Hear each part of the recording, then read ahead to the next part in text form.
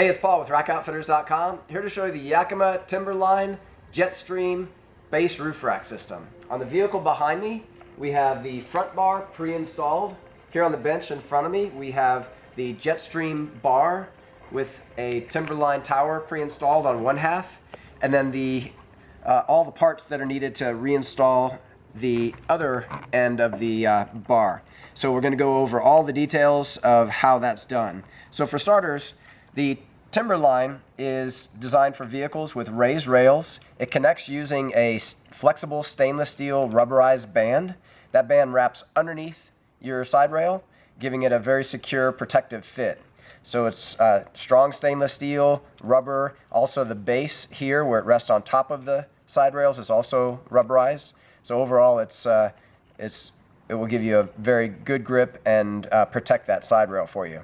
So overall the look of this tower is very modern design.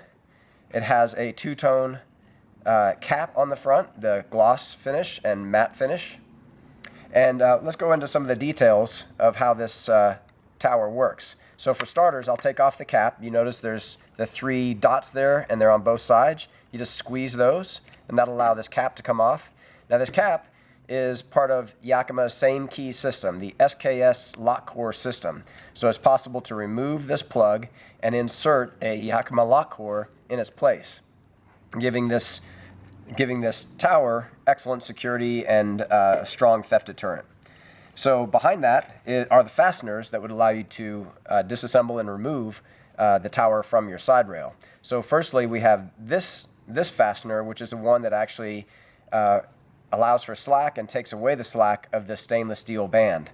So let me go ahead and loosen that one up first, and then that way I can show you some of the other fasteners. There's actually 3 different fasteners on this particular tower. What's another very unique feature to this tower is the fact that you can insert into this cavity at the top 3 different bar style connections. So today we'll be doing the JetStream bar, but it's also possible to convert this same tower to work with Yakima's core bar and also their classic round bar.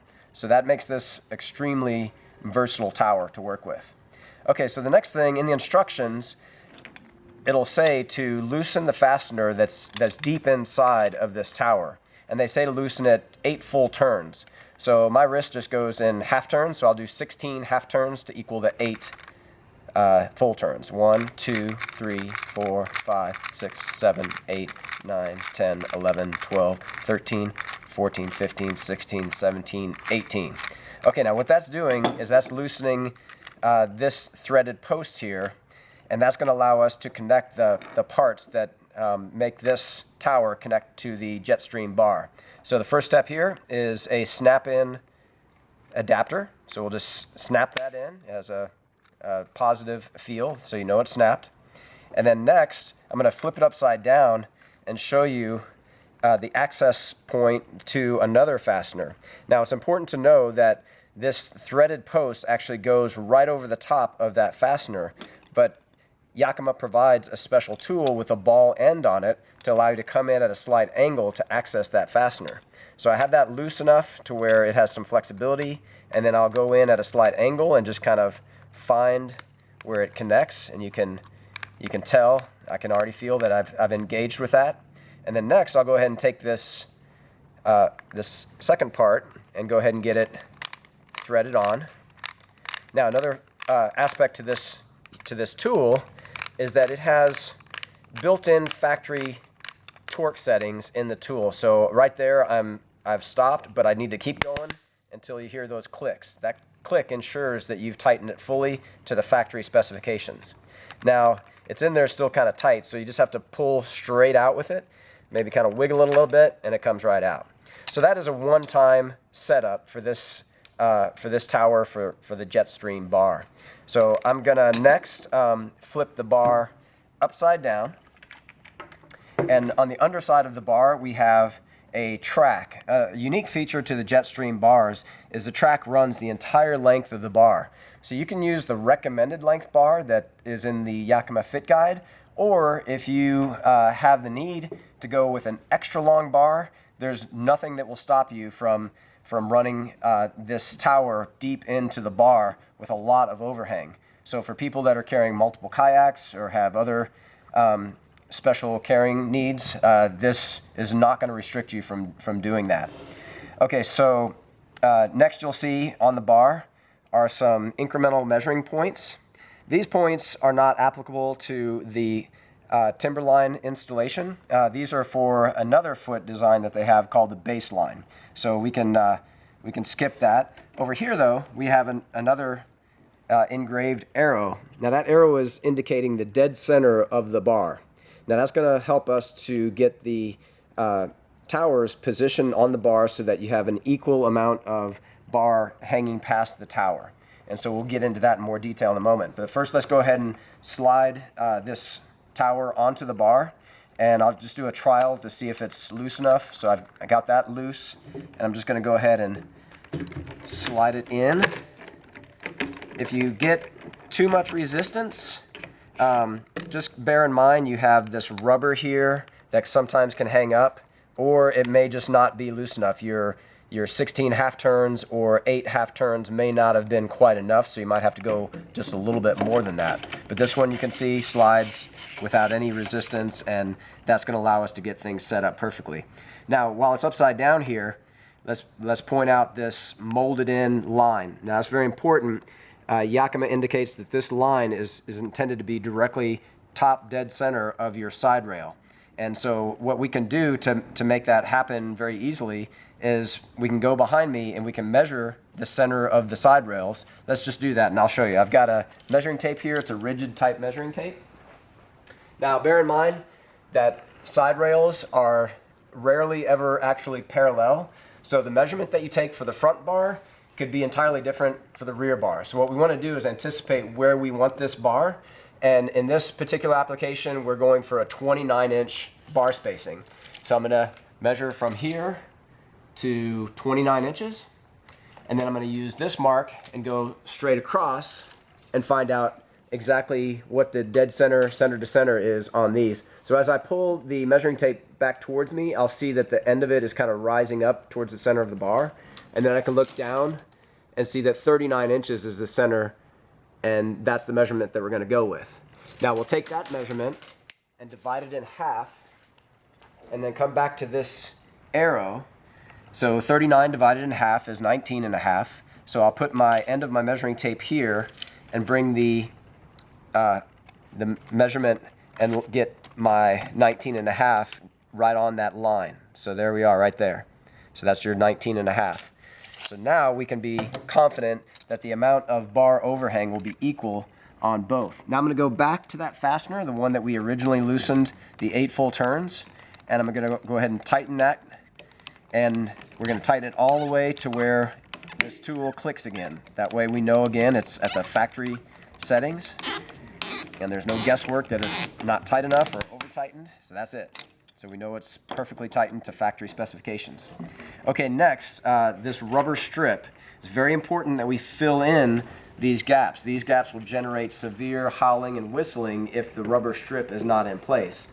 Now, when you put in this rubber strip, it's designed to where you can actually slip the rubber strip underneath there'll be a slight overlap. So you can slip that underneath a little bit and then press it in. And this rubber strip is easily cut with just a household scissors, not a problem at all.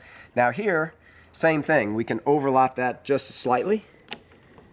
And so I'm just putting my fingernail at the mark that I've chosen and just give it a simple right angle cut. And then I'll go ahead and tuck that side in as well. And as I press it down, it'll force itself down underneath that tower as well. So it gives it a nice, clean, aerodynamic underside to that bar. Now, on the end of it, we'll be installing an end cap. So the end cap will occupy some of that slot. So what we want to do is do the same thing here, run that rubber and push it underneath the tower slightly, and then measure back approximately 1 inch to accommodate the end cap insert there. And then I've marked it, basically just marked it with my fingernail, and I'll, again, another right angle cut. That should be just about right. Okay, then all we got to do is just press on the end cap.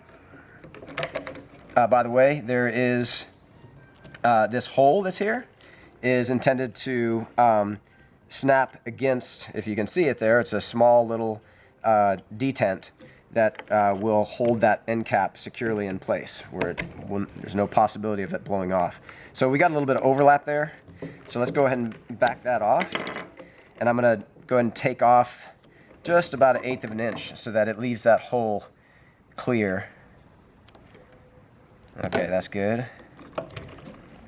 It's always better to not to leave a little extra if you're not sure, because you can always cut off a touch more if need be. Okay, so there you go. Okay, now you're snapped in, and that's end cap's fully secured. Okay, now it's time we can go ahead and take it over to the vehicle and do the final installation. And I'm going to take the cap with me. I'll just snap that on here temporarily so that it's with me. And I got my measuring tape. Now what I'm going to do is I'm going to go to the opposite side and just temporarily fasten this side and come back to the side that you can see more clearly. So I'm going to put that up and then bring that strap up underneath. I'm going to get my 29-inch measurement. Something to think about when you're doing measurements. You can do a front to front, a back to back. We avoid doing center to center measurements because that requires figuring out what the center is. It's not necessary, you just do back to back. That's equivalent to center and much more accurate. Or front to front, either way, doesn't matter. Okay, I'll do the same thing on this side. And at this point, all I'll do is just hook in the strap just so it's temporarily secured there and get my 29 inches in position. There we have that. Okay, next. So here you can get a good view. What we're looking for at this stage is we want to make sure that that molded in line is centered over the top of the bar. Once again, I'll remove this cap by just pressing on those 3 dots on each side. There we go. And then I'm going to go ahead and bring, there's that little handle there. Okay, so I don't have enough slack to even engage with that. So I'm going to go ahead and use my tool. And I'm going to just loosen that up to give myself the slack that I need. A good question is, if you just keep on loosening this, will it eventually just come completely undone? And the answer is yes, it will. So what you want to do is only loosen it enough to where it'll engage with the anchor points on the front side. You don't want to have to try to reconnect that and struggle to get that reconnected. Okay, so there it is. So that now we have it reconnected. I'm going to double check my line since there's some jostling there. I'm also going to double check my crossbar spacing, make sure that's still at 29 inches. And now it's just a matter of tightening up this fastener again all the way to the point that we get that factory preset clicks. And you'll know with 100% certainty that it is not under or over tightened. So as you see it tightening, you can see that that underbar strap is, that band is conforming to the shape, giving as much surface area contact as possible. And it does take some tightening until you get to that point. And you may see how my hand is positioned. I'm using the strength of my forearm and the strength of my palm to make sure it's pressed deep into the hex socket. I don't want it popping out. And we're getting really close.